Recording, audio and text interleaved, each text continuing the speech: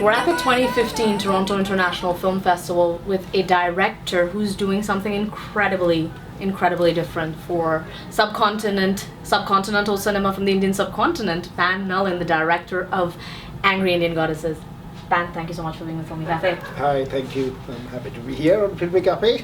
So what made you want to explore this story, tell this a tale of these angry Indian goddesses?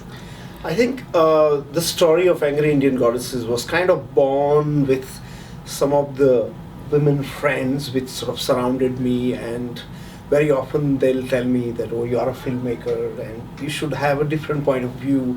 And then as I started talking more with them, I realized that they had their own take on what is item number and how the desire is viewed, or what is, sexually attractive. And I realized that there was a level of tolerance among women was very high, when they watch what men find entertaining. Yeah. So that was just the first seed. Later on, during a festival with Dilip Shankar, who did the casting, and my co-writer Subhadra Mahajan, there were this bunch of actresses were invited to a party, and they again came up in a party talk and say, like, I don't think you guys have guts to do anything, you always.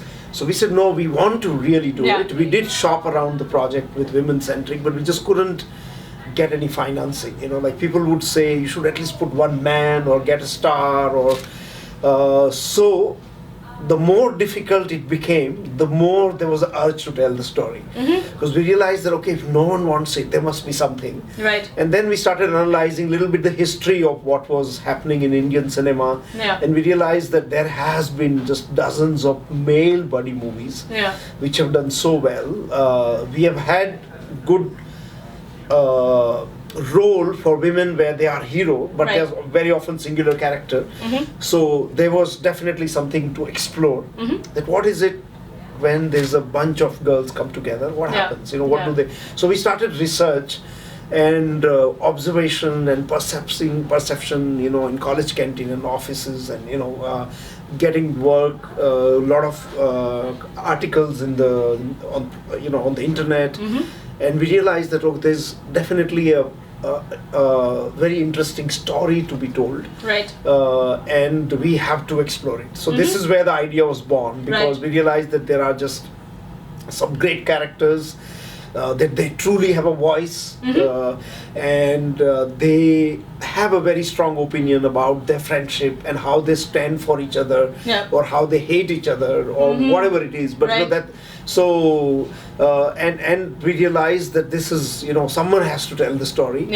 If we can't finance ourselves, then let's give it someone else to do it. And I was initially hoping that some woman should make the film. But then I saw there are a couple of even female directors. They are also making male buddy movies. Right, of course.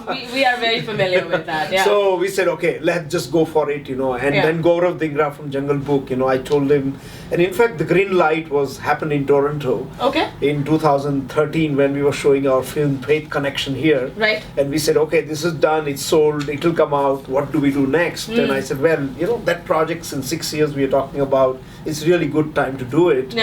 And he said, okay, I can pull together. I said, look, everyone else says no. How are we going to do it? He said, you start work and we'll, So Gaurav really came on board, and me and Dilip and Subhadra, we started reworking on the story, the character, casting, and and it just organically everything came together, which was wonderful. What did you learn about the female, I wouldn't say gender, but the female persona while making this film? You obviously made it crafting your characters a certain way, but while working on this film, what was the learning? What did you learn? What did you see that you were like, oh, I never thought of this. This is unique. This is nice. I think almost every day there was very interesting learning. My earlier film, I did have a strong female characters.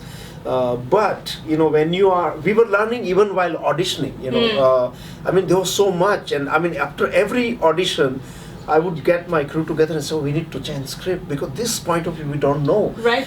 So and there could be as simple thing as, like, people will tell us that, do you know about what is so special about toilets in offices? You know, so I said, Yeah. like, what's so special? Nothing. We just go and pee and Pee, left. yeah. He said, no. You know, women toilet have so many stories. So one of the girl who came to auditions, he said, the office I work before I became an actress had about 200 women, and almost every single one of them had cried in the toilet. And you said, like, oh, suddenly your perception changes. Yeah. And he said, suddenly it's not the same. It's not just makeup or gossip, you know. Yeah. And there were reasons, you know, there were very strong reasons why they cried, be it love, family, whatever.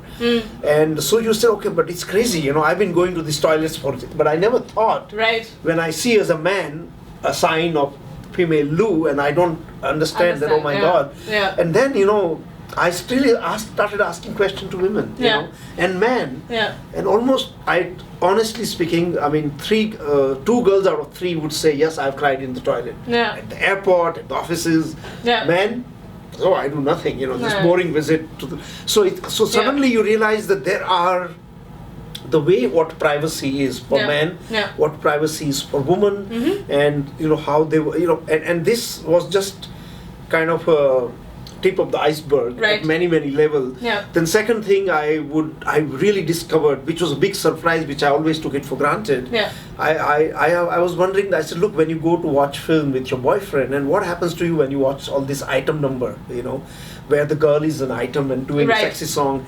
And he said, oh, we don't find it exciting. But I said, then why don't you say anything? Right. He said, no, we are very tolerant. It's okay. He's having fun, fine.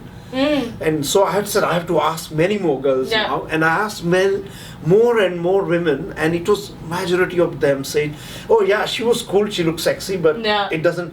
So I realized the level of tolerance and kind of unfair from us filmmaker Yeah. to say, okay, when we are putting item song, we completely take it for granted. Women are also having great time. Yeah, that's true. And you know, so there were so many detail, and you learn so much about the tolerance in India. The women, how much tolerance, you know, with whether people say, oh, how much shit they take, you know. Yeah, yeah. But so this kind of obsession, you know, Yeah. about a simple thing, you know, that yes, they do want to care for their hair and the skin, and you know, this Yeah. is natural, because I think it comes as a part of their what we call swabhav. It's their nature. You know? Right. So it's whether the men have very different approach Yeah. to their body, and it is bound to happen because the man's body doesn't produce human being. You know? Right, of course. Just in case you were, you know, out of the loop about that. Do you feel a changed man after making this film? Did you have already an immense respect for women, or has it increased multifold? Do you feel a changed man? Yeah, of course. I feel definitely changed, you know, and changed, and also the point of view and the worldview changes. Your belief system changes, and then sometime, you know, I really went on to, as a kid when I used to grow up, I used to ask very often the Lord Shiva, why is he painted half male, half a female? Yeah. And you know, oh yeah, he's a Ardhangini, or whatever, some answers were Yeah. given in a mythological term.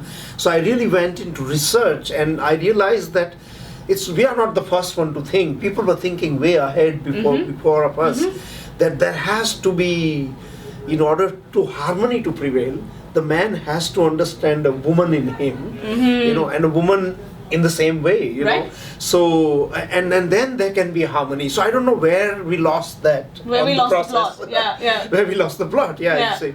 So I think that was definitely, you know, I realized that, okay, so I'm much more careful now. Yeah. You know, and very often, you know, sometimes it's also very scary thing, because you get some power, like even at the airport. Yeah. You know, there were just 2 women who were there, and I almost could read what they were going through, you know. Yeah. And just so happened that when they were going in the flight, I had to help them with their bag, because they had a heavy bag to Yeah, put it on yeah.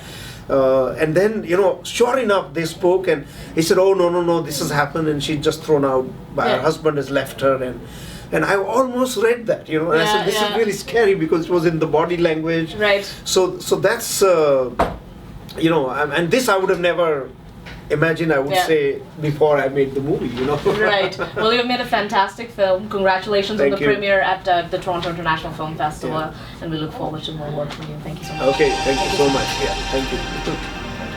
Are we done?